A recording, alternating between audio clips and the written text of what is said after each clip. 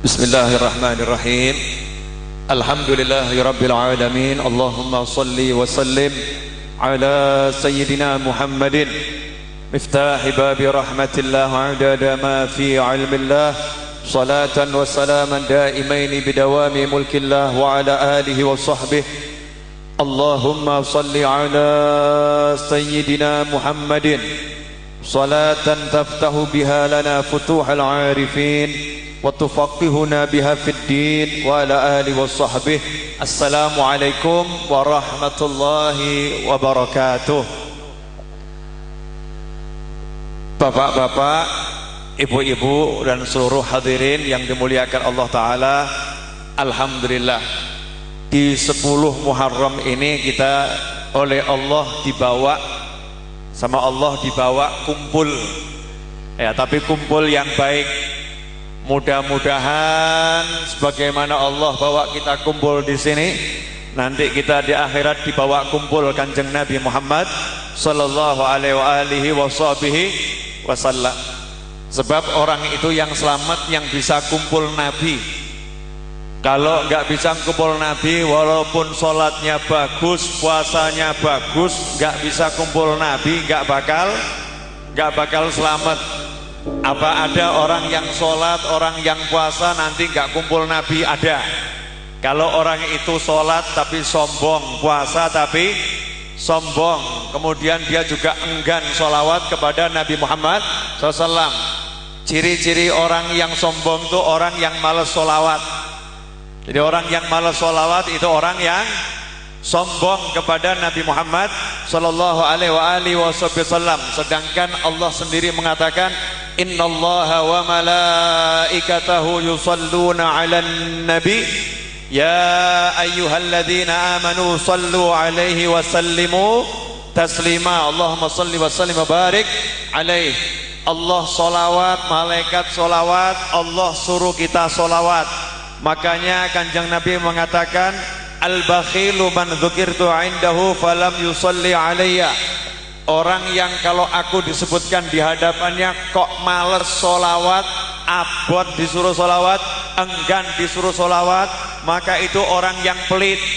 Karena itu dalam hadits yang lain Nabi juga mengatakan, siapa yang duduk kemudian dalam duduknya tidak berzikir kepada Allah, dalam duduknya enggak sholawat kepadaku, maka duduknya itu akan menjadi penyesalan buat dia kelak di hari kiamat.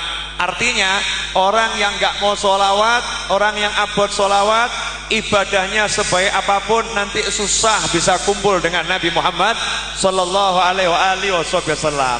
Enggak mungkin orang yang dekat sama Nabi kok dia itu tidak mau banyak sholawat, enggak mungkin.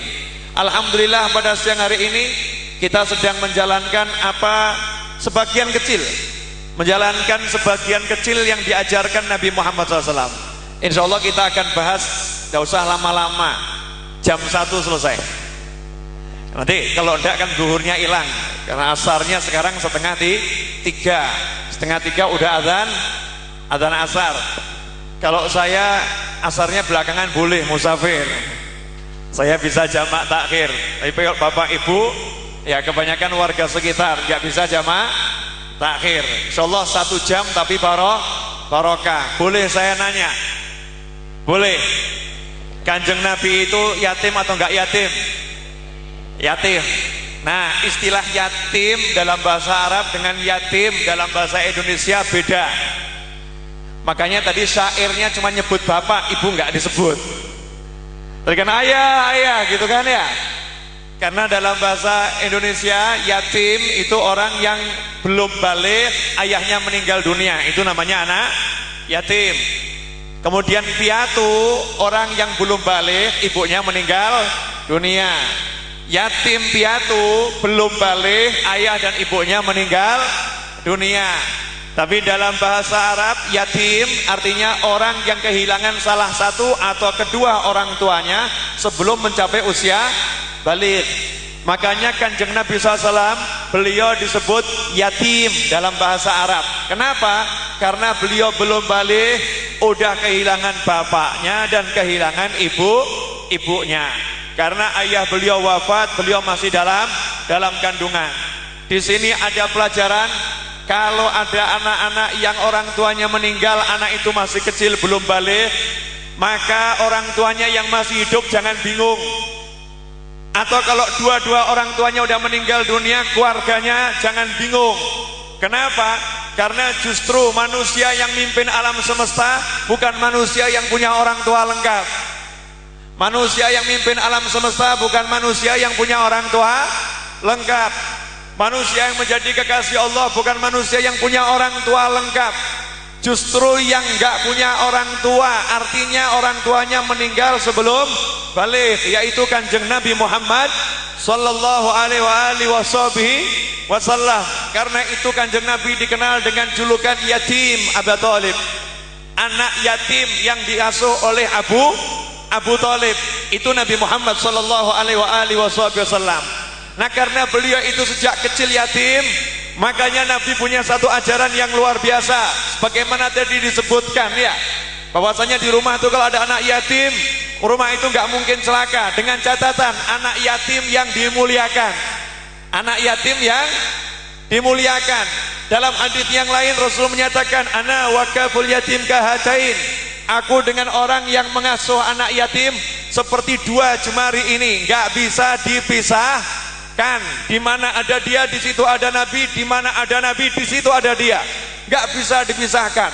Jadi siapa pengen dekat dengan Nabi SAW, siapa pengen Nabi nggak bisa dari dia, siapa pengen dia nggak dipisahkan dari Nabi, syarat diantaranya adalah dia mau mengasuh anak yatim. Ingat, mengasuh beda dengan menyantuni. Hari ini kita nyantuni, bagus, itu sedekah, tapi itu bukan ngasuh. Panitia belum termasuk yang ini. Jadi donatur juga belum termasuk yang ini. Jangan merasa kalau udah ngasih anak yatim uang 500.000, uang 1 juta, kemudian berhak jejer Kanjeng Nabi Muhammad SAW. Nanti dulu, murah betul. Setahun sekali bayar 1 juta, kemudian mau jejer Kanjeng Nabi, mimpi kalian. Saya nyemangati maksudnya, bukan itu. Yang jejer Kanjeng Nabi bukan uang orang yang ngasih 1 juta pada anak yatim, bukan. Bukan yang ngasih sapi 5 pada anak yatim, bukan. Bukan orang yang setahun sekali nyantuni, bukan itu. Ana wakafil yatim. Aku dengan orang yang mau ngasuh anak yatim. Artinya ngasuh apa? Anak yatim itu ada di rumahnya. Anak yatim itu makan sama dia. Anak yatim itu pergi sama dia. Anak yatim itu bergelut sama dia. Anak yatim itu tidak bisa sama dia. Dan itu yang dilakukan oleh Abu Thalib. Itu yang dialami Nabi Muhammad sallallahu alaihi wasallam. Rasulullah SAW hidup diasuh oleh pamannya, maka Rasul mengajarkan pada umatnya, jangan biarkan anak yatim merasa tidak punya orang tua. Ambil dia jadi anakmu, urusi dia seperti anakmu, jadikan dia bagian dari keluargamu, suruh dia tinggal di rumahmu. Nah, kalau yang ada sekarang ini ngasuh anak yatim atau nyantuni,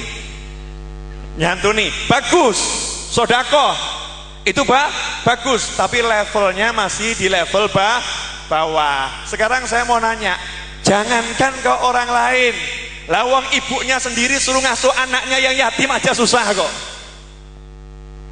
Suaminya meninggal, seorang ibu jadi janda punya anak yang kecil yatim. Dia punya kesempatan bareng Kanjeng Nabi ini ibu tadi punya kesempatan jejer Kanjeng Nabi. Syaratnya apa? Asuh anak tadi yang sabar, yang sayang, urusono. Jangan justru anaknya dibentai, anaknya dimarahin, ibu ini udah susah, jangan kamu buat susah. Na'udzubillah min dzalik. Orang yang seperti itu meskipun 10 anak yatim di rumahnya, maka bukan jejer tapi pisahnya luar biasa. Na'udzubillah min dzalik. Makanya ibu-ibu yang kesini atau bapak yang kesini bawa anaknya yang suaminya atau istrinya udah meninggal dunia, punya kesempatan besar untuk jejer dengan Kanjeng Nabi Muhammad sallallahu alaihi wasallam. Syaratnya satu, ngasuh. Untuk ngasuh itu sabar, untuk ngasuh itu harus sayang, dan ini yang jarang diterangkan. Selalu kalau bicara anak yatim yang ada di panti asuhan, yang gak jelas siapa orang tuanya, padahal mungkin ada keponakan kita anak yatim, Bahkan anaknya sendiri, anak yatim tidak diperhatikan, tidak diurusi. Bagaimana dia mengharapkan orang lain ngurusi? Bu, boleh nanya, Bu? Ibu, loh, jangan kok tegang sedanten. Apakah wajah saya menegangkan? Memang suara saya tak banterkan, tapi wajahnya kan senyum ya. Nah, saya mau nanya, Bu, Ibu, jenengan kalau sama anaknya sendiri itu jenengan adem ayem atau perang? Ayo jujur. Kalau pagi anaknya disuruh bangun sekolah itu susah, ibu ngomongnya ger, duk, nak, le, ayo tangi atau ayo tangi? Yang mana? Jujur. Perang atau enggak perang? Perang. Sama anaknya pernah bentak atau sering? Sering. Itu anak jenengan sendiri, jenengan bentak-bentak. Lah kira-kira anak orang lain bagaimana? Artinya ngasuh anak yatim itu tidak mudah. Saya kalau jadi presiden nanti tahun 4000 Masehi, saya akan rubah peraturan di negeri ini. Dilarang ada panti asuhan. Mesti bingung, Pak. Ya, Pak Camat bingung. Habib kok melarang ada panti asuhan? Namanya saya rubah elemen panti jompo. Kan gak enak ya? Panti asuhan, gak enak. Sudah anak yatim itu susah, dikasih nama yang menyusahkan. Semua dirubah, gak boleh ada nama panti asuhan. Nah terus apa? Istana anak yatim. Jadi anak yatim senang, kamu tinggal di mana? Panti, gak enak. Kamu tinggal di mana? Istana, mukram, di rumah yang dimuliakan, bukan di rumah yang dia tinggal di situ kesannya negatif. Karena panti asuhan itu kesannya rendah, panti asuhan kesannya susah, panti asuhan itu kesannya gak enak. Makanya harus dirubah image-nya. Begitu dengar tempat tinggalnya anak yatim, tinggalnya di mana? Istana anak yatim. Kamu anak mana? Istana. Dan kalau ada panti asuhan jelek, saya robohkan, dilarang. Saya presiden, Rasul yang merintahkan, rumahnya harus dimuliakan. Untuk memuliakan anak yatim, namanya muliakan anak yatim tuh ya tempat tidurnya yang mulia, makannya yang mulia, perilakunya yang mulia. Maka persyaratan buat panti asuhan akan saya pertegas, welek tak brukno. Kenapa?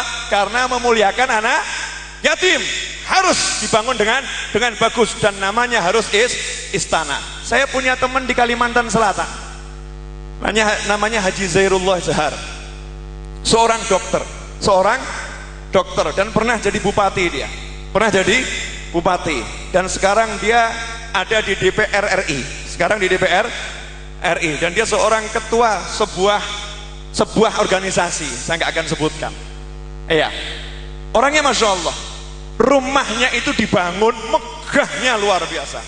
Rumahnya dibangun megahnya luar biasa. Di rumah pribadinya dia tampung sedikitnya 500 anak yatim dari seluruh Indonesia. Seluruh Indonesia anak yatim. Dan tidak ada anak yatim yang kemudian ditaruh, kamu di sana, saya ya pengurus, enggak. Anak yatim itu duduk bersama dia, makan bersama dia, mencolot di pangkuannya. Ada siapapun nggak peduli, karena nganggap ini adalah bapak saya. Semua seperti itu. Saya lihat dengan mata kepala saya sendiri. Dan dapurnya nggak boleh tutup 24 jam. Anak-anak ini mau makan, masuk ke dapur, selalu ada makanan. Tempat itu beliau kasih nama Istana Anak Yatim. Jadi rumahnya dikasih nama Istana Anak Yatim.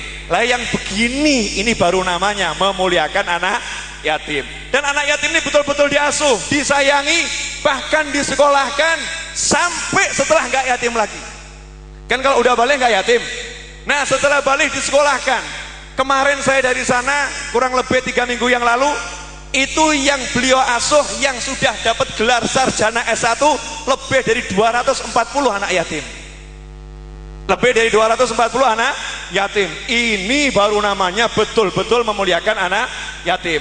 Para donatur yang dimuliakan Allah, Anda udah bagus, tapi makomnya baru sodakoh. Belum ana wakafilul yatim kahatain. Aku dan yang mengasuh anak yatim enak bener. Cuman modal masukkan celengan mau jajar Kanjeng Nabi. Enak bener setahun sekali ngasih 100.000, ngasih 200.000, ngasih 10 juta, ngasih 1 juta, mau jajar Kanjeng Nabi nggak bisa. Harus merasakan nakalnya anak yatim, harus merasakan polahnya anak yatim, harus merasakan teriakannya anak yatim, harus merasakan tidak teraturnya anak yatim, dan dia bisa sabar, dia bisa sayang, dia bisa menyantuni, dia bisa memeluk, dia bisa menciumi. Itu baru namanya ngurusi anak yatim. Sudah belum ibu-ibu? Nah, maksud saya begini untuk memotivasi. Siapa tahu nanti di Jowo Wonosobo kemudian ada istana anak yatim, Pak Camat yang bangun. Wonoboyo ya? Ya. Wonoboyo itu dekat sama Wonosobo. Jadi saya suka keliru nyebutnya. Ya di sini dibangun apa itu? Bukan panti asuhan tapi istana anak yatim. Yang tinggal di situ syarat yang tinggal yang ngurus harus orangnya sabar. Gak sabar pecat. Mbak boleh merengut pecat, harus mesem. Kemudian disekolahkan sampai dia itu bisa menikah. Betul-betul dianggap jadi anak. Ini baru luar biasa. Dah itu sekedar mukadimah, gak usah panjang-panjang. Baru setengah jam, masih ada 30 menit lah lagi. Anggap saja tadi bukan ceramah ya, itu bukan ceramah. Terus apa? Mukadimah. Biar saya atau jenengan yang hari ini udah berpartisipasi, syukur alhamdulillah udah sedekah, tapi jangan merasa udah luar biasa, belum apa-apa. Gitu caranya orang kalau amal. Kalau orang amal udah merasa luar biasa, nanti jadinya sombong, kemudian tidak meningkatkan amalnya lebih baik lagi. Terus yang namanya ngelus-ngelus anak yatim, ini kadang orang salah.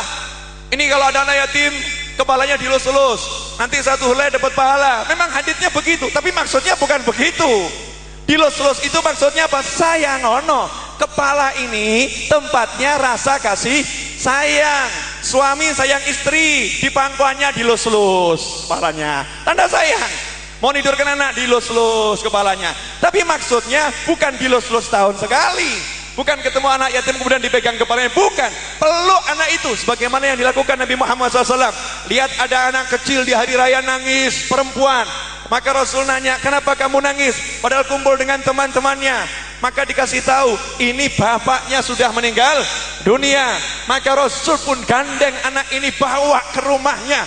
Kemudian Rasul perintahkan kepada Fatimah Zahra, kepada Sayyidatuna Aisyah untuk mengganti pakaian yang baru, disisiri, didandani. Kemudian Rasul mengatakan, apakah kamu tidak bahagia jika Muhammad menjadi ayahmu, Fatimah menjadi kakakmu, Aisyah menjadi ibumu? Anak tadi pun tertawa, kemudian keluar dengan teman-temannya. Dia bangga, dia tersenyum. Yang lain heran, tadi kamu nangis, sekarang kamu kok cerianya luar biasa. Apa yang terjadi? Bagaimana aku tidak bahagia? Ayahku Muhammad, kakakku Fatimah, ibuku Aisyah radhiyallahu taala anhuma wa sallallahu ala sayyidina Muhammadin wa alihi wasallam. Ini namanya memuliakan anak yatim.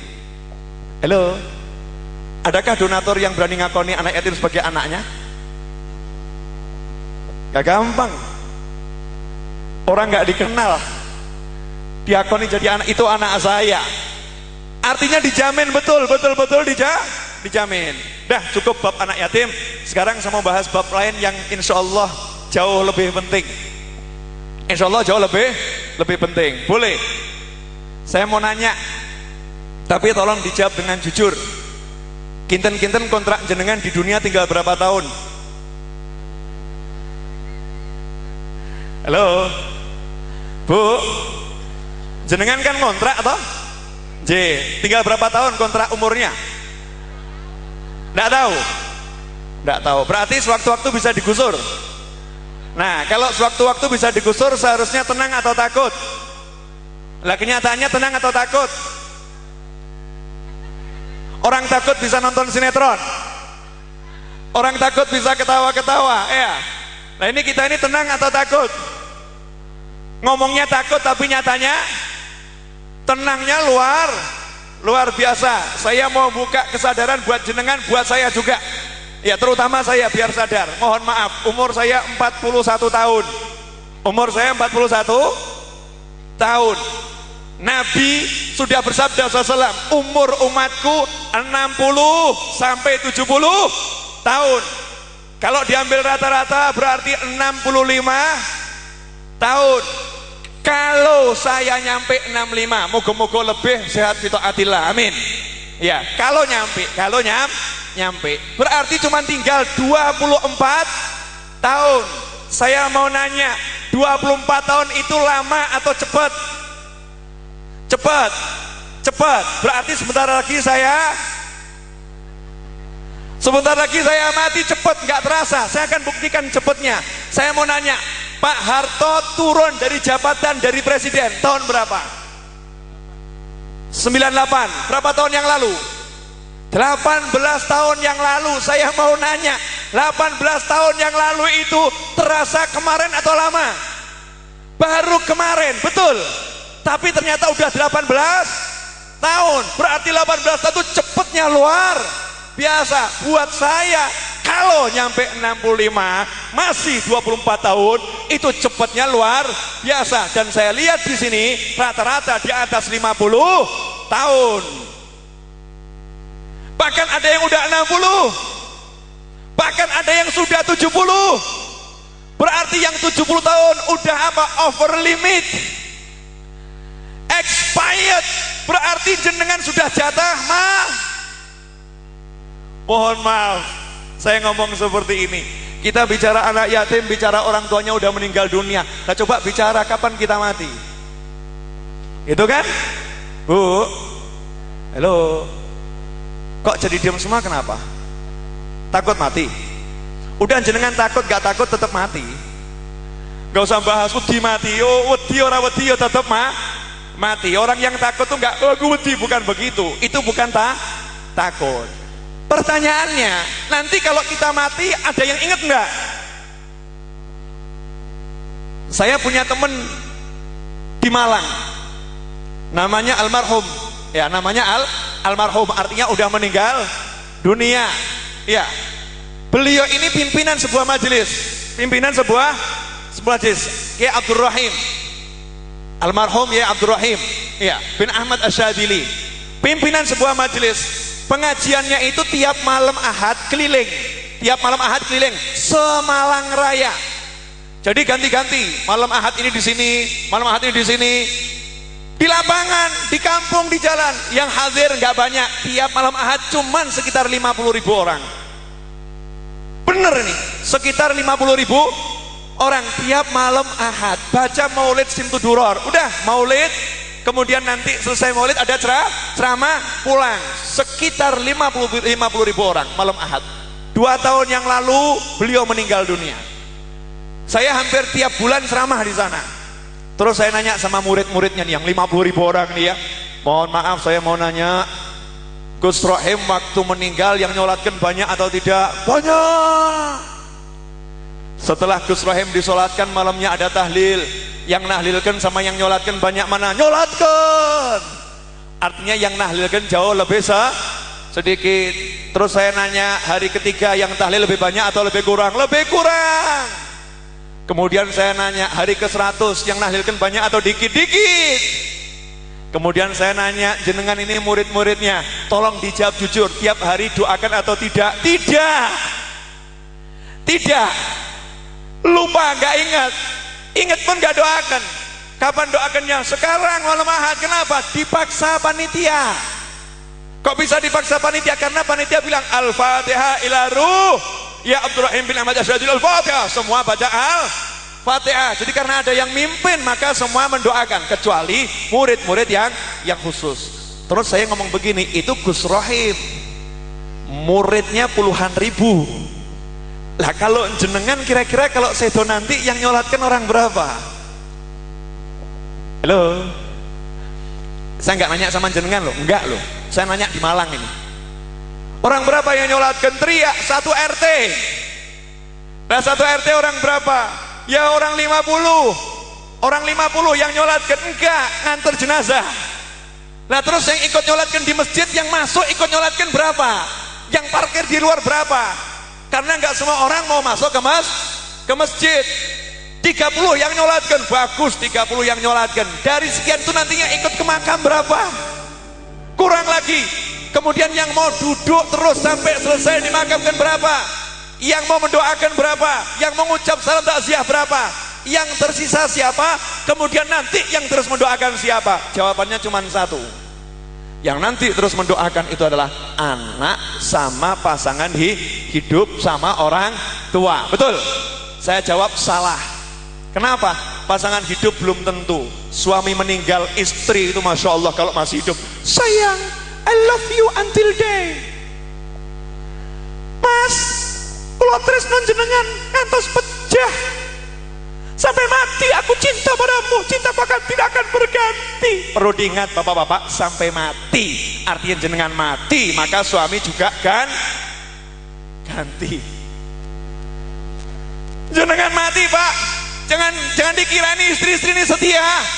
Ada pria yang agak menarik, goyah cintanya. Betul ibu-ibu? Tuh betul tuh, ngaku tuh. Jujur saja, karena ini kenyataan. Ya, akan beralih cintanya. Terus mau doakan suaminya. Suami yang baru marah, ojo mbok sebut-sebut jenengi. Saiki bojoku, dhek wis sedok. Ojo nyebut dhek. Mau ziarah nggak boleh sama suami barunya. Terus tinggal siapa yang kita urus? Yang mau doakan kita tinggal siapa? Anak. Yang betul-betul mau doakan kita tinggal anak. Yang pengen saya jelaskan pada siang hari ini mumpung kumpul semua, ini penting soalnya. Sepuronipun ingkang kadah, kita ini kadang nggak mikir, kadang nggak mikir. Kita kan sering datang acara haul ya, haul, tahlil. Pertanyaannya, gimana caranya biar kita dikenang? Haul itu kan menang yang meninggal, betul? Lah, kita nanti kira-kira dikenang atau tidak, gitu loh. Lah, biar kita dikenang caranya gimana? Itu harus dipikirkan dari sekarang. Alhamdulillah Kanjeng Nabi SAW udah ngajarkan caranya. Nomor 1, punya anak soleh. Punya anak soleh. Tapi kita, anak kita sayangnya tidak dijadikan soleh. Anak kita dijadikan hubbud dunia, cinta dunia. Contoh, Bu, ada TPA? Ada. Bayar atau gratis? Bayar. Kalau misalnya guru TPA-nya menaikkan tarif 1 bulan 500.000, ibu bilang apa? Ibu bilang apa? Terus bilang ustadznya cinta dunia, betul? Ustadznya cinta dunia. Pertanyaan saya, yang cinta dunia ustadznya atau ibu yang berat mengeluarkan uang untuk Al-Quran? Saya ngabot kelangan bondo go akhirat, itu namanya cinta dunia. Paham? Nah, anak-anak kita ini untuk ngaji nggak kita regani. Padahal kalau kita didik anak kita ngajinya bener, sholatnya bener, ibadahnya bener, ya kita akan untungnya luar biasa. Sayangnya enggak, yang dipikirkan yang lain. Sekolah kudu bener, sok ben dadi iki. Saya sama anak saya nggak begitu. Ya jangan ditiru, ini nggak beres soalnya. Anak saya itu saya kasih tahu, sekolahmu elek gak apa-apa. Pak Camat mungkin gak sepakat sama saya. Kamu bodoh gak apa-apa. Abah gak mau kamu jadi orang pinter itu mau. Pinter loh ya? Enggak, tapi sing soleh.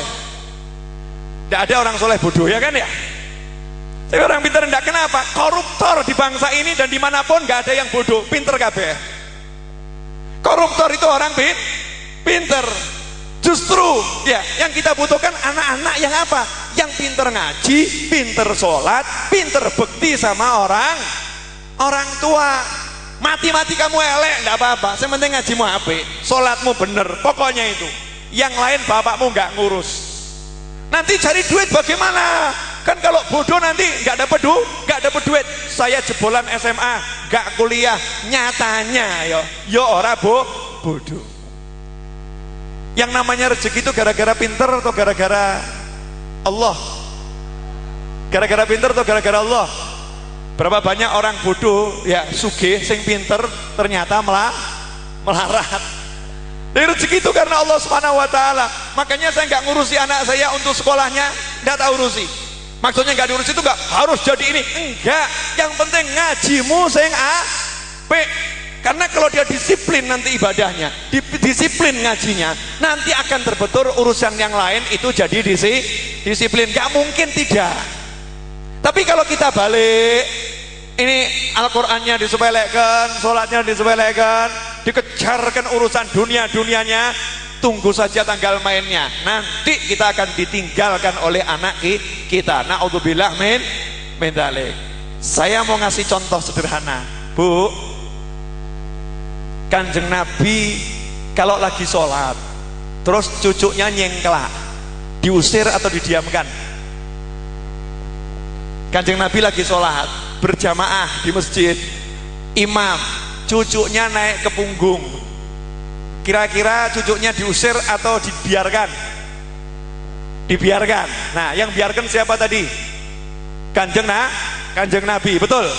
Saya mau nanya, sholat itu urusan yang penting atau enggak penting? Super penting. Ngadep Allah saja cucunya nyengklak didiamkan. Kita baru Pak Camat datang, cucu kita polah diusir. Baru Pak Camat, ya polah tar, anaknya dijiwit, ngisin, nangis. Betul ibu-ibu? Nah ini ibu-ibu genah atau geladra? Ini Pak Camat, Kanjeng Nabi ngadep Allah, cucunya naik dibiarkan. Kenapa? Memang pengen cedak. Yang namanya putu, namanya anak itu pola. Lah kalau anak gak pola, medeni.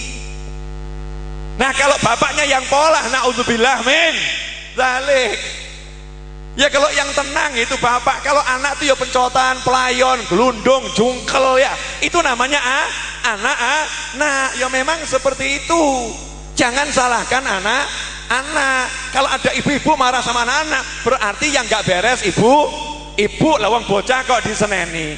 Bocah pelayon itu memang genah, bocah teriak-teriak itu genah. Justru itu namanya bocah. Ojo mbok dadekno kaya bapak. Jangan dijadikan orang tua, memang dia anak-anak. Makanya Kanjeng Nabi sama anak cucunya gak pernah ruwet. Coba lihat, saya mau ngajarkan suatu ini kaitannya dengan anak yatim tadi itu, fokus sama anak. Begini, Nabi Muhammad SAW, saya mau nanya, saya ini pergi dari rumah semalam ke Weleri, ya, kemudian nih ke sini, nanti malam saya di Ngawi insyaallah. Pertanyaan saya kalau pulang ke rumah capek atau nggak capek? Saya nyopir sendiri, sama Kanjeng Nabi juga nyopir sendiri, kan naik kendaraannya sendiri. Kanjeng Nabi nggak diboncengkan, jalan sendiri, bahkan sering boncengkan. Itu Rasulullah SAW. Saya mau nanya, kira-kira kalau pulang ke rumah capek atau nggak capek? Suami capek, pengennya apa? Bu, suami capek, istrinya 9. Jangan ditiru Pak, itu khusus Kanjeng Nabi. Bu, suami capek, istrinya 9. Pengennya diapakan sama istrinya? Dipijeti ya, disiapkan makan ya, istirahat ya. Mestinya pulang nemui istri, gak mau diganggu siapapun, capek kan begitu. Tapi Kanjeng Nabi SAW gak begitu. Beliau pulang bukan ke rumahnya, bukan cari istrinya, enggak. Yang dicari siapa? Anaknya, Fatimah Zahra radhiyallahu ta'ala anha. Dan Fatimah itu kalau dengar ayahnya pulang dari luar kota, langsung nunggu di balik pintu. Bapaknya datang buka, langsung dicium keningnya. Dan Rasulullah balik mencium kening anaknya. Saya mau nanya, bapak ibu jadi bapak dan jadi ibu, kapan terakhir mencium kening anak jenengan? Halo? Mesti jawabannya udah besar, Bib. Udah besar. Fatimah Zahra udah punya Ali bin Abi Thalib, udah punya Hasan, udah punya Husain, udah jadi ibu, udah punya anak. Itu masih dicium oleh Kanjeng Nabi Muhammad sallallahu alaihi wasallam. Begitu cara Islam ngajari anak sama orang tua sama anak. Jangan ada jarak. Anakmu paranono, anakmu ambungan. Bu, jujur, mana yang lebih sering? Jenengan mencium anak yang udah dewasa atau mencium suami? Mohon maaf saya ngasih contoh seperti ini. Karena apa?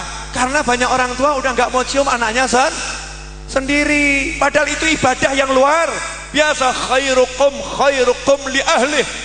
Yang terbaik di antara kalian yang paling baik sama keluarganya, baik sama pasangannya, baik sama anaknya, baik sama orang tuanya, itu bukan sama orang lain. Terus apa yang dilakukan Nabi? Ketemu putrinya cium kening, minta makan? Enggak. Minta dipijeti sama putrinya? Enggak. Minta disayang-sayang sama putrinya? Tidak. Nanya, cucuku mana? Hasan Husain di mana? Di atas. Maka naik ke ruang atas, loteng di atas. Kanjeng Nabi kemudian merangkak, capek luar biasa. Beliau merangkak, ngomong sama cucunya, silahkan naik ke punggungku. Sesungguhnya sebaik-baik penunggang adalah kalian, dan sebaik yang ditunggangi adalah aku. Kemudian keliling rumah jadi kuda buat cucunya. Capek-capeknya bapak zaman sekarang, jangankan kok kakek, bapak zaman sekarang pulang, anaknya ngeruyel, ngeroyok, bapak capek, pergi sana.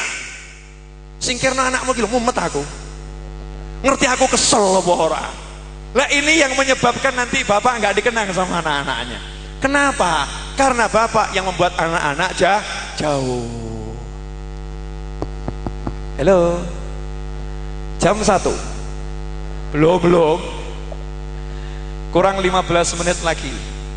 Sampai di sini udah paham belum?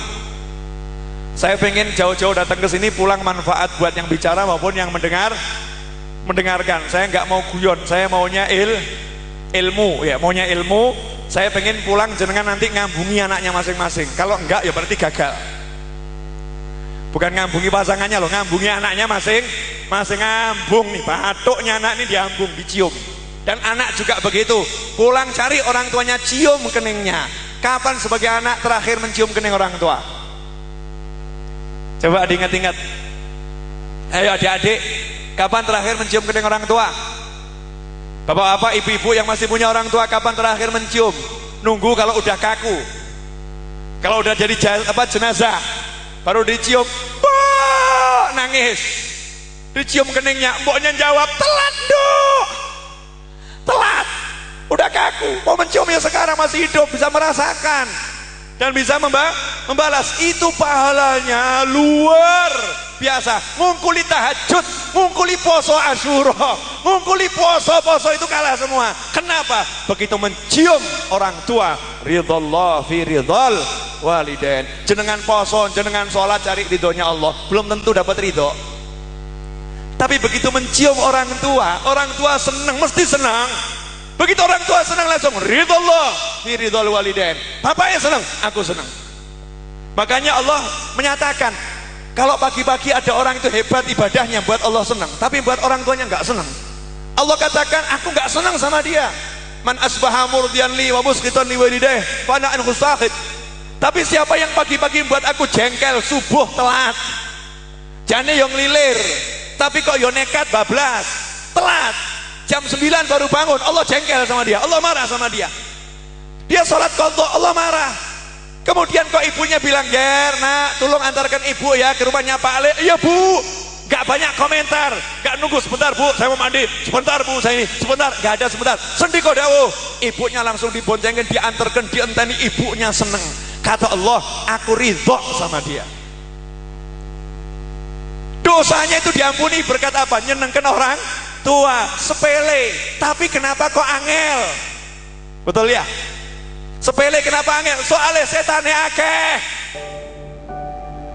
Kenapa? Karena mudah langsung ridho Allahnya. Maka setan jaga-jaga, ojo nganti do roh, ojo nganti do paham, ojo nganti do mudeng. Iki yang diamal no menungso geger do mlebu swarga, tiwas disesatno, tiwas dienggo maksiat, esuk-esuk entuk pangapura saking Gusti Allah taala. Setan kerjanya luar biasa, mesti ngomong wis ora usah lah, wagu awakmu ngambung bapakmu wagu, setan yang ngomong ya, setan bilang seperti itu. Nah kalau kita pengen dikenang, maka sebagai orang tua kita harus dekat sama anak, harus dekat sama anak. Nanti kalau kita dekat sama anak, otomatis anak akan dekat sama orang tua. Ini amanat saya yang kedua. Yang ketiga, babnya udah lain lagi. Jadi kalau kita pengen nanti setelah meninggal dunia tenang, ya anak-anak ini harus didekati, karena yang bakal nanti banyak ngurus kita adalah anak kita sendiri, bukan orang lain. Yang ketiga, Boleh saya nanya lagi, jenengan yakin tidak sama Allah? Yakin? Yakinnya seberapa? Yakin seyakin? Yakinnya. Yang ngasih rezeki siapa? Yang ngasih sehat siapa? Yang bisa datangkan sakit siapa? Berarti semua di tangan siapa? Jenengan yakin? Yakin? Oke. Janji ya, yakin ya? Sekarang saya mau nanya, kalau jenengan nggak punya uang, resah atau nggak resah?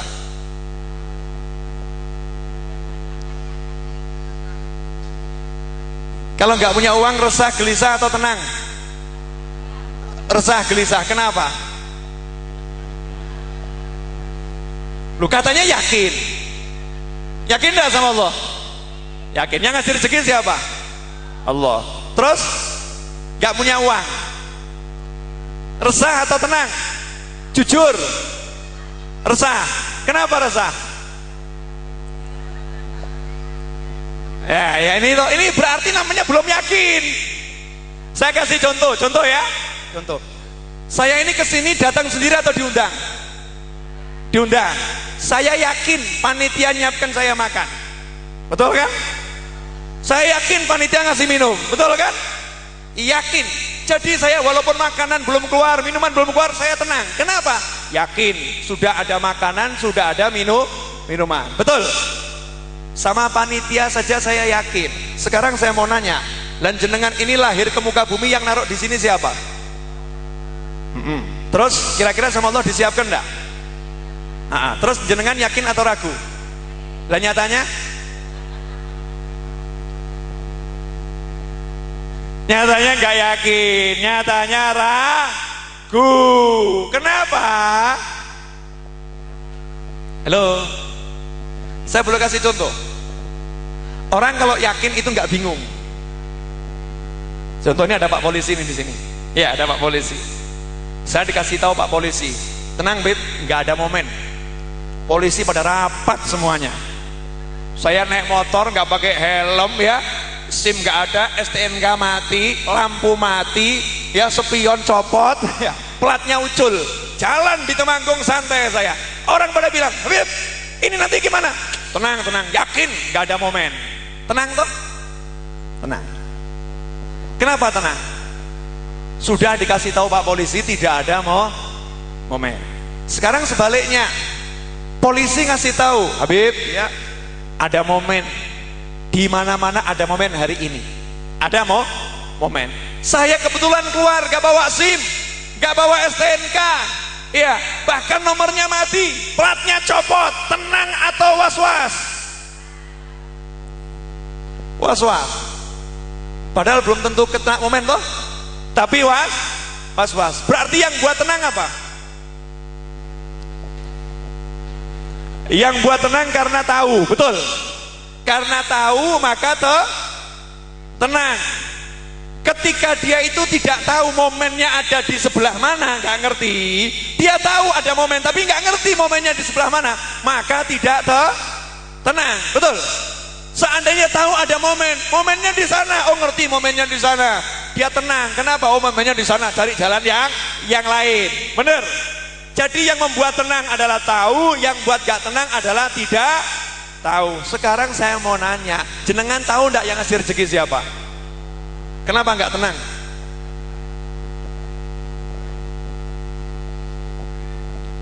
Hah? Hai. Halo. Kenapa nggak tenang? Berarti belum tahu. Baru dapat informasi tapi belum tahu. Kalau yang udah tahu dia akan tenang. Nah hebatnya Allah itu ngasih tahu. Bukan kita dipaksa suruh tahu sendiri, enggak. Kalau polisi enggak ngasih tahu. Allah pengen jenengan tenang. Allah pengen saya tenang. Allah pengen kita tentram. Kenapa? Allah tidak pengen buat susah hambanya. Maka dikasih tahu. Tenang, kalian di dunia nggak lama, 60 tahun, 70 tahun, ora suwe, kabeh tak cepakno, gak percaya, noleo. butuh pelem ana, butuh kates ana, butuh pisang ana, butuh apa wae ana, butuh banyu ana, cemepak turah-turah. Pelem bukan satu jenis, pisang bukan satu jenis, betul, pepaya bukan satu jenis, semua sudah ada. Dan bahkan kebutuhan pokokmu air, ku buat bumi ini 2/3 isinya air, betul.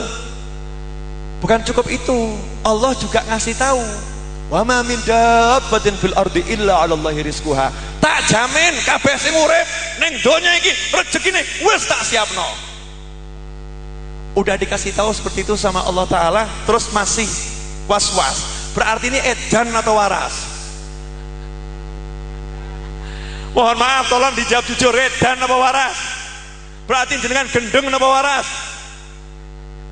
Afala ta'qilun. Makanya bolak-balik Allah ngomong, awakmu mikir apa ora? Edan apa waras? Afala ta'qilun. Nah kalau afala ta'qilun waliannya apa? Bakal apa gak awakmu? Gak duwe berarti gendeng. Lah yang gendeng siapa sekarang? Ya kita-kita ini gila.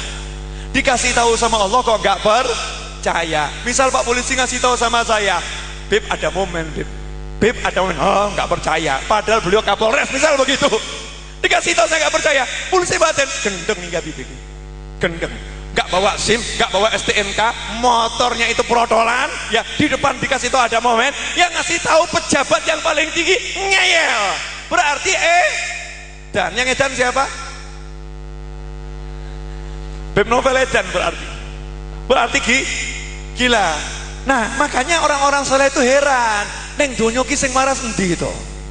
Golek wong waras kok angel, heran. Susah cari orang waras. Malam sore hari ini, siang ini saya pengen jenengan waras, saya waras. Jangan pernah ragu urusan rezeki, jangan pernah ragu. Tenang loh, tenang. Jenengan tidur tetap selesai. Jenengan gak kerja selesai. Syarat dan ketentuan berlaku. Syarat dan ketentuan berlaku. Apa syaratnya? Kata Allah Ta'ala, wa'mur ahlaka bis sholah, perintahkan keluargamu sholat, sabaro, tak kei rezeki, aku orang jalur rezeki marang awakmu, aku sing ngei rezeki, nanu narzukum. Tenang saja, jadi fokusnya sholat, jangan bojomu sholat, jak anakmu sholat, jak suami sholat, jak orang tuamu sholat, jak putumu sholat, jangan sholat. Wa'mur ahlaka bis sholah. Untung Allah cuma nyuruhnya begitu loh. Allah cuma mengatakan wa'mur ahlaka bisolah, enteng. Kalau Allah nyuruhnya begini susah. Allah enggak menyatakan wa'mur ahlaka biiqamatis sholah. Allah tidak perintahkan keluargamu mendirikan sholat, tidak. Wa'mur ahlaka bisolah, yang penting sholat. Rakitang sholatnya khusyuk, sholatnya gak jamaah, sunahnya hilang, yang penting sholat. Enteng ya? Wa'mur ahlaka bisolah, bukan biiqamatis sholah. Sederhana. Nah kita yang satu ini tambah nggak ngurusi kok. Ayo sekolah, ayo makan.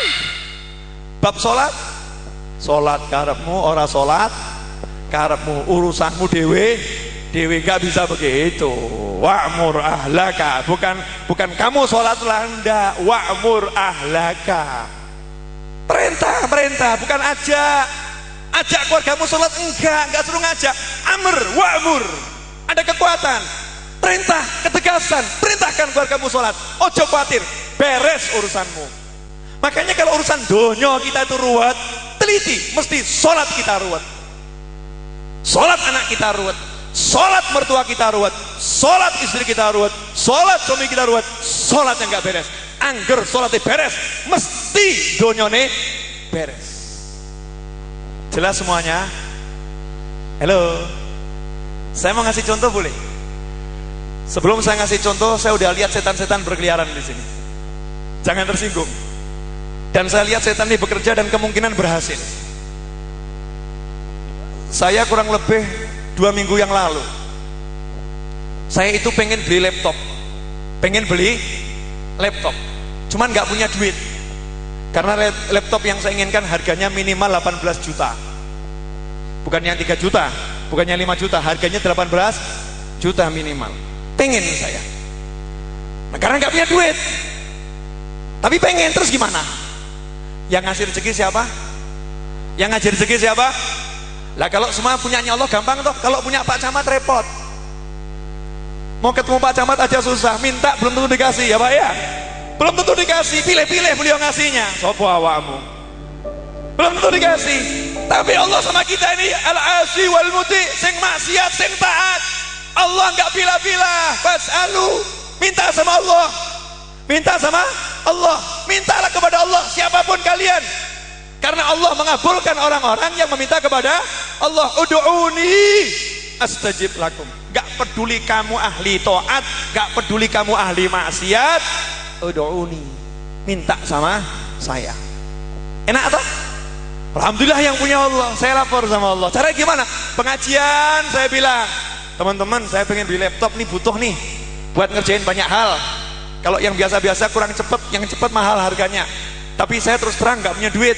Jadi saya minta tolong doanya. Yuk Al-Fatihah dengan niat semoga saya dapat laptop tanpa susah payah. Al-Fatihah. Mesti ada yang batin. Sudah, ini setan udah mulai kerja nih. Ini setan udah mulai kerja nih. Saya udah merasakan nih kerjanya setan nih. Nanti saya akan buktikan kalau setan bekerja menggoda jenengan. Hasilnya saya jalankan syariat. Pengen punya ya beli, betul kan? Pengen beli ya cari dulu, tapi duit gak punya ya gak masalah. Mau beli kan gak butuh duit dulu, yang penting cari dulu, ya kan? Cari barangnya. Saya cari di internet, saya suruh teman-teman saya telepon teman-teman saya. Ada ndak barang yang saya cari bekas nih saja, nggak usah barunya. Hasilnya ada beb di Jakarta, ada beb di Jakarta. Nanya nih teman saya yang saya suruh nyari, beb duitnya udah ada belum? Nah terus gimana? Udah minta. Terus sekarang kita ikuti prosedur. Setelah minta cari. Gitu minta terus cari. Prosedurnya gitu. Jangan minta diem. Itu gagal prosedur. Minta terus cari, kan kita bisanya nyari, bayar nggak bisa, tapi cari bisa. Pengen beli mobil, minta, pergi ke showroom. Nanya, ini mobil ini harganya berapa? Ini harganya berapa? Minta brosurnya, jangan khawatir. Minta dulu brosurnya. Belinya kapan? Terserah Allah. Jangan andalkan usaha kita, jangan andalkan simpanan kita, jangan andalkan pinter kita, jangan andalkan teman kita, jangan andalkan siapapun. Andalkan cuman Allah. Punya aja nggak boleh mengandalkan, apalagi nggak punya. Hasilnya apa? Saya telepon lagi orang-orang itu. Ada yang bilang, Habib, kalau Habib mau beli, nanti biar titip sama saya titipkan teman saya dari Amerika aja, Beb, harganya lebih murah. Oh iya, makasih. Soalnya saya cari yang bekas saja, jangan yang baru, duit gak ada, bekas aja gak ada duitnya, apalagi baru. Tapi kan gengsi dikit, oh iya makasih gitu ya. Nah gak lama ditelepon sama teman saya itu, ditelepon, Habib ya, gimana kalau punya saya saja, ini saya punya bekas, punya saya saja. Saya bilang harganya berapa? Teman saya jawab, Habib pakai dulu, nanti kalau Habib bisa beli yang baru, nanti ini saya ambil lagi.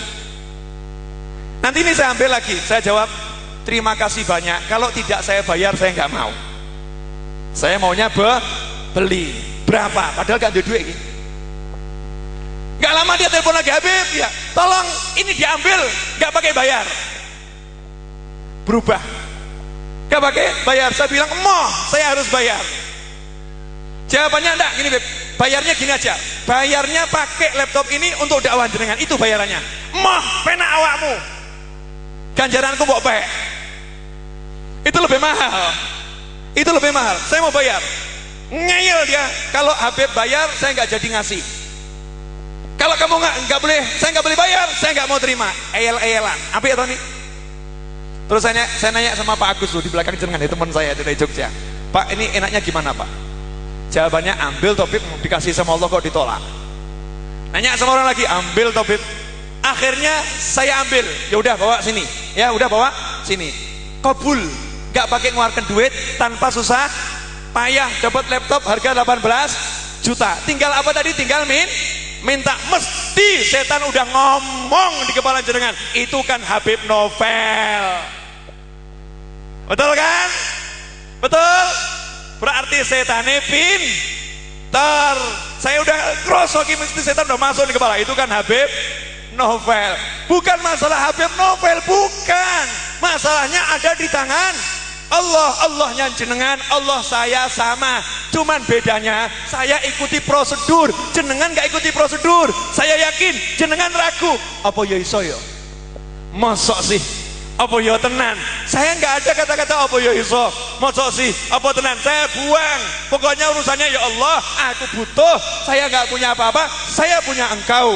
Tugas saya apa cari? Saya cari. Bisanya saya apa? Saya lakukan. Cuman saya nggak bisa apa-apa. Jalani begitu, beres-beres. Kadang polisi mau jadi Kapolres takut. Cita-cita jadi Kapolres keduren, Beb. Ya gak jadi. Gak jadi. Pak Camat nih mau jadi presiden takut, gak jadi. Jangankan bupati.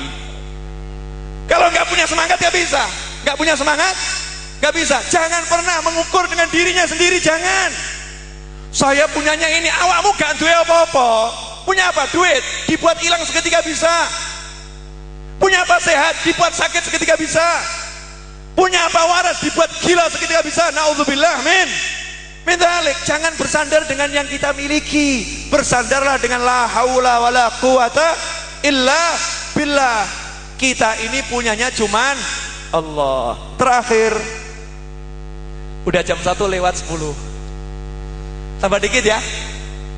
Ini udah melanggar perjanjian ini. Perjanjiannya 1 jam. Ini udah 1 jam lewat. Ini kopi menggoda nih. Enaknya godaannya diterima atau dibiarkan saja? Diminum, boleh. Nah, ini ada perbedaan rezeki di antara kita. Walaupun saya di sini dikasih sama Allah kopi sama air, sementara beliau-beliau yang mulia di sana nggak dapat apa-apa. Betul? Iya, jangan salahkan saya. Rezeki sudah ada yang ngatur. Jangan kalau Mary sama saya berarti Mary sama yang ngasih rezeki. Dosone luar biasa. Maka jangan jadi orang yang suka iri. Alhamdulillah. Pak Agus, kalau tahu tadi nggak ngopi di pinggir jalan Pak Agus. Ternyata ini kopinya enaknya luar biasa. Saya tuh kalau keluar kota sekarang bawa kopi sendiri, terus mampir di warung minta izin buat kopi sendiri. Jadi beli kopi, ya saya bayar kopinya, tapi yang buat ya saya sendiri. Kenapa? Karena kopinya di warung-warung itu pada nggak enak, kurang mantap. Tapi ini kopinya kok enak. Ini kopi dari mana ini? Hah? Asli sini? Oh enak ini, boleh kalau ada 5 kilo boleh ini. Bercanda, orang kok masa nggak ada guyonnya, tegang terus gitu ya. Alhamdulillah.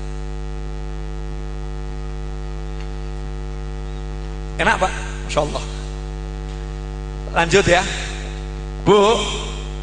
Sebagai penutup saya mau ngasih contoh menguatkan cerita saya tadi. Boleh ya? Untuk nutup. Belum lama kan kita hari raya Idul Adha, belum lama ya. Haji belum lama. Saya mau nanya sama ibu-ibu, haji ini sampai Mekah itu ada semua gara-gara siapa?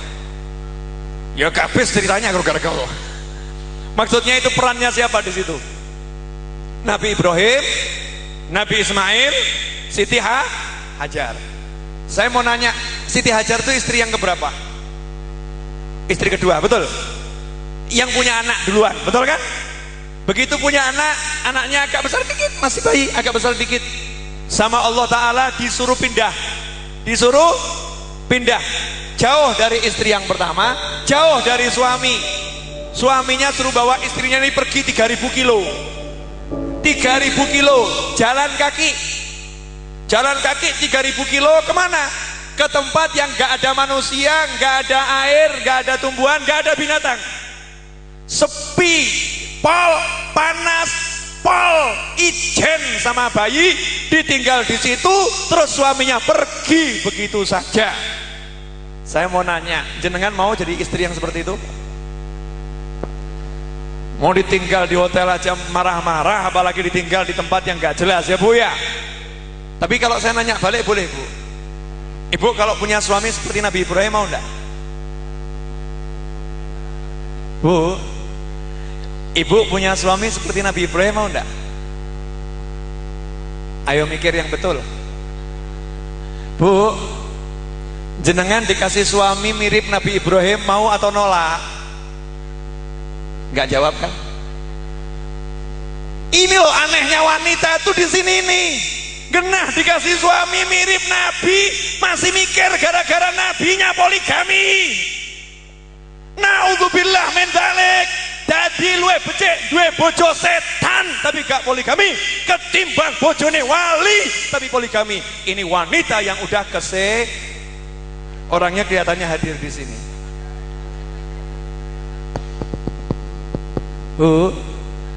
Jangan tersinggung ya. Maksud saya memang mengoyak-ngoyak hati Anda semua. Apa yang terjadi? Siti Hajar ditinggal. Gak punya bekal kecuali air sekarang 1 botol ya. Sama makanan secukupnya, cuman korma dikit. Air habis, makanan habis, bayi nangis. Tapi sebelum ditinggal itu coba lihat. Kan Nabi Ibrahim jalan, pergi begitu saja, gak ngomong apa-apa sama istrinya. Apa istrinya langsung mengatakan, sayang, jangan tinggalkan aku di sini, tega kamu. Apa begitu? Enggak, itu ibu-ibu lebih korban sinetron. Siti Hajar gak begitu. Nanya sama suaminya, sayang, kenapa kami ditinggal di sini? Alasannya apa? Apakah saya punya salah? Apakah saya ini nggak bener sampai dikucilkan di sini? Apakah begitu? Bukan nuduh suaminya macam-macam. Jangan seperti yang ditulis di website, artikel-artikel orang-orang yang nggak beres. Orangnya mau apapun organisasinya, kalau tulisannya begini, entah kiai, entah habib, entah ustadz, kalau nulisnya begini, berarti otaknya miring. Masa ada yang nulis itu Siti Hajar sempat mikir, jangan-jangan ini gara-gara Siti Sarah cemburu, maka saya disuruh buang, makanya saya dibuang di sini. Siti Hajar ngomong gitu kepada Nabi Ibrahim, yang ngomong begini gendeng orangnya. Kenapa? Karena dia samakan istri Nabi mirip istrinya dia. Gak ada Siti Hajar seperti itu. Siti Hajar nih hatinya bersih. Saya akan buktikan bersihnya hatinya. Makanya ketika 2 kali nanya, sayang, kenapa kami ditinggalkan di sini? Nabi Ibrahim nggak jawab. Siti Hajar tidak mengeluarkan statement, tidak ngomong begini, tega kamu ya, emang saya ditinggalkan di sini biar saya sama anak ini mati. Kamu mau senang-senang lama sama istrimu yang pertama toh, cintamu udah kembali kepada dia toh, kamu udah nggak sayang sama saya lagi toh, memang kamu nggak punya perasaan, memang begitu adatnya suami. Setelah lama akhirnya ingatnya sama yang pertama lagi, aku pun dibuang, bla bla bla bla bla bla. Naudzubillah min dzalik. Siti Hajar gak begitu. Justru beliau tidak mikir aneh-aneh, langsung mikirnya begini, suami saya ini nggak pernah kalau ditanya diem. Kenapa ditanya diem? Pasti ada yang membungkam mulutnya, dan tidak ada yang bisa membungkam mulut suami saya kecuali Allah Tuhannya. Berarti ini perintah Allah. Maka langsung nanya, wahai suamiku, betulkah Allah yang suruh? Maka saat itu Nabi Ibrahim tetap tidak jawab kecuali dengan menganggukkan kepala. Gak ngomong dan tidak noleh. Istrinya apakah mengatakan, sayang, mungkin kamu salah tafsir, gak mungkin Allah itu zalim. Mosok bayi ditinggal di tempat yang gak ada air, gak ada manusia, gak ada tumbuhan. Gak mungkin Allah nyuruh kamu mengabaikan istrimu. Kamu yang salah mikir, jangan-jangan sayang. Coba kamu tanya sama Allah lagi. Gak begitu. Kenapa? Siti Hajar pinter, hatinya penuh husnudzon, gak pernah mikir elek tentang Allah, dan gak pernah mikir elek tentang suaminya. Mirip dengan istri zaman sekarang. Silahkan mikir sendiri. Apa yang terjadi? Nabi Ibrahim pergi, jalan terus kan? Istrinya nggak mikirkan dirinya, nggak ngomong, sayang, lihat aku, tengok aku, berikan pelukan perpisahan. Gak. Yang dilakukan apa? Ngomong sama suaminya, nentrem kena hati suaminya. Gak mikirkan diri. Itulah love, itu cinta. Orang kalau cinta, yang dipikirkan yang dicintai, bukan dirinya sendiri. Maka istri ini berkata, ini yang dikatakan Rabbana hablana min azwajina wa dzurriyyatina qurrata ayun. Qurrata ayun ini yaitu yang bisa nentremkan hati, didelok hati tentrem, didengar hati tentrem. Ibu-ibu zaman sekarang kalau dilihat hati tentrem atau berut, Bu?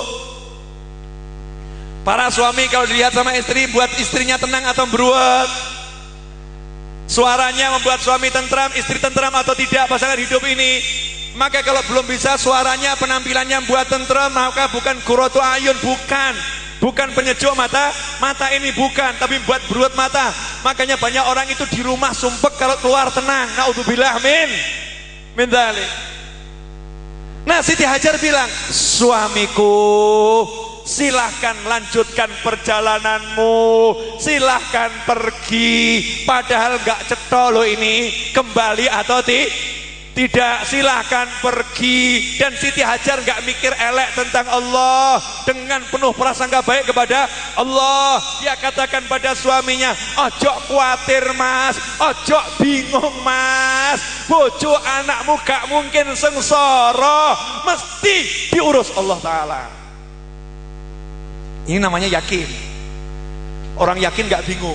Makanya Siti Hajar tenang.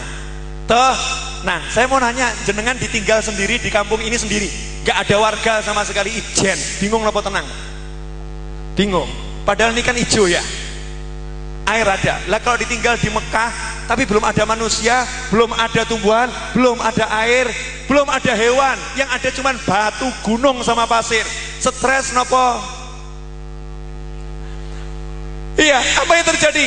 Pergi Nabi Ibrahim. Saya nggak akan bahas Nabi Ibrahim, kita bahas istrinya ya. Bahas istrinya. Ini bukti akan ceramah saya tadi loh. Buktinya ini. Si istri kemudian lihat anaknya nangis. Betul? Maka satu-satunya alasan rasional biar anaknya tenang adalah diberi minum. Betul? Nah, biar bisa dapat minum, satu-satu cara yang masuk akal adalah cari air. Karena air gak ada.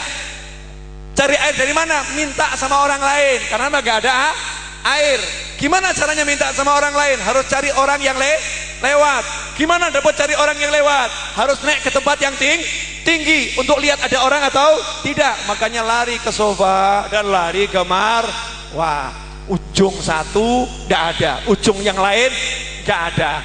Mestinya kan Siti Hajar kemudian marani anaknya, mestinya anaknya dipeluk, mestinya ngomong sama anaknya, Ger, ibu udah usaha cari manusia gak ada, kesana yang gak ada ya Ger, ayo nangis bareng ngenteni Israel Ger.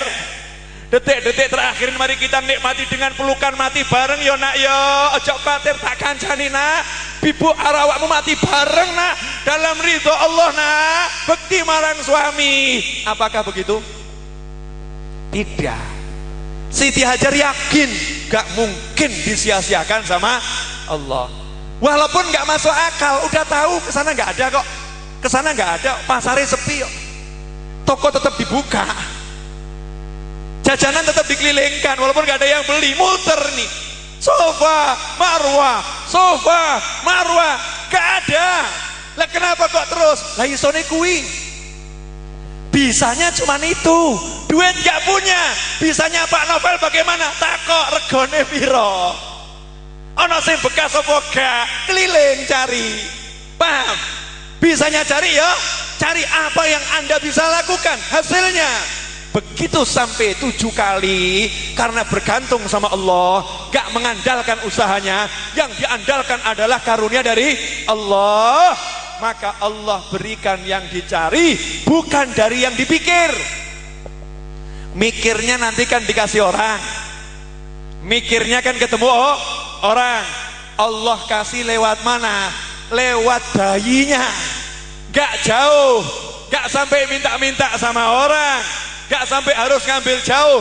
Justru di kaki bayinya muncul air, dan air itu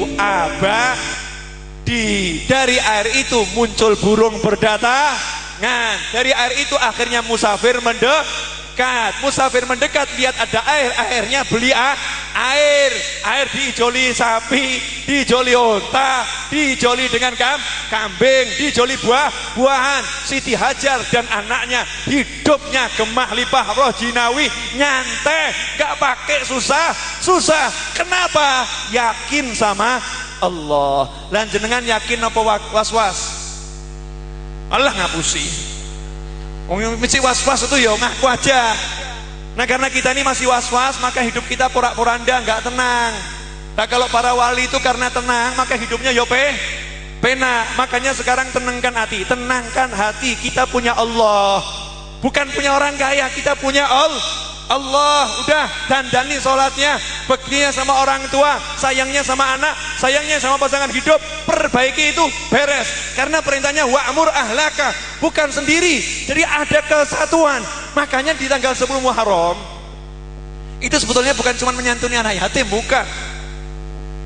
Idkhalus surur, tausiah alal ahl, nyenengkan keluarga. Sebetulnya Bu, hari ini tuh harinya istri Bu. Jadi kan kalau baca kitab-kitab kuning, ini harinya para istri untuk ngasih duit lebih kepada, harinya para suami untuk ngasih duit lebih pada istri sama anak. Bener, ini saya bocorkan. Iya, untuk senang, ya Bu, nih senang. Tahu si halal, iya nyenengkan nih, baca tuh di kitab-kitab kuning tuh ya. Hari ini nih 10 Muharram disuruh nyenengkan keluarga, di antaranya anak yatim. Dah, semoga barokah manfaat. Karena perjanjiannya tadi cuma sampai jam 1, ini udah jam 1 lewat 17 menit. Saya bawa buku tulisan saya berjudul Sehari Bersama Rasul. Bukunya saya jual harga Rp50.000, harganya Rp50.000. Bapak Ibu boleh bayar dengan harga berapapun. Enak toh?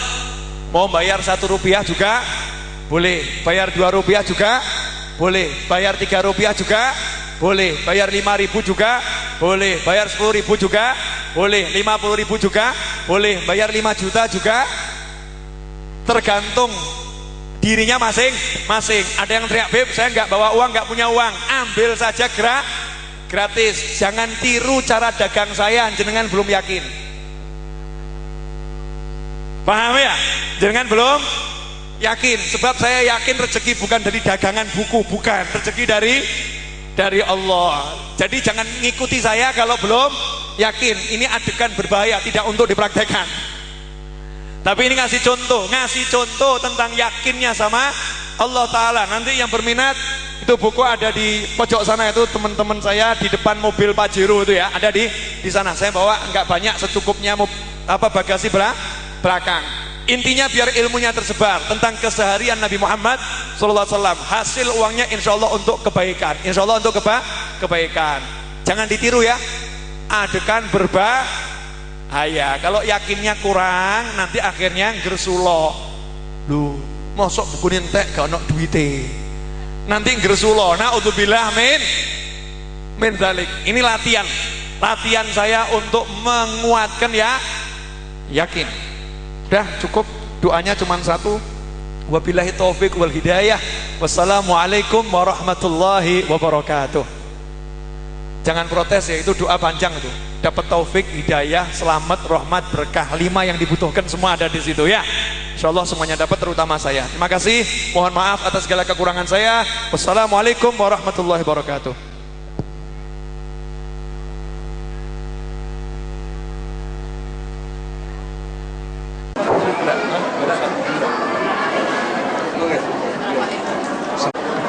Bisa aja ambil satu. Kalau urus siapin di sini. Oke, udah. Satu 3 paling jalan.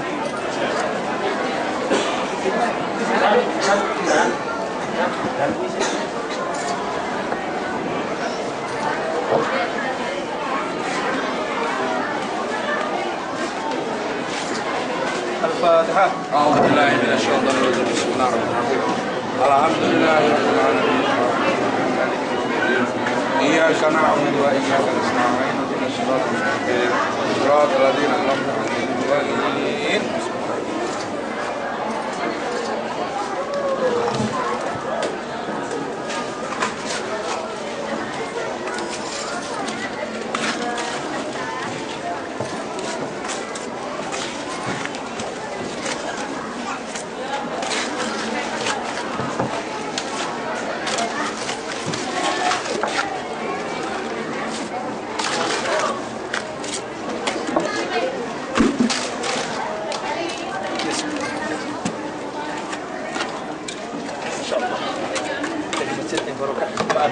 Sini enggak?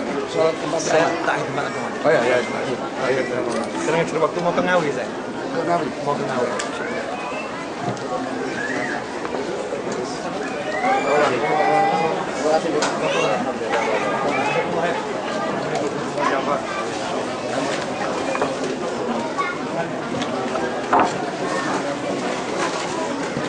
Hadirin kawal hadirat rahimakumullah, 10 juta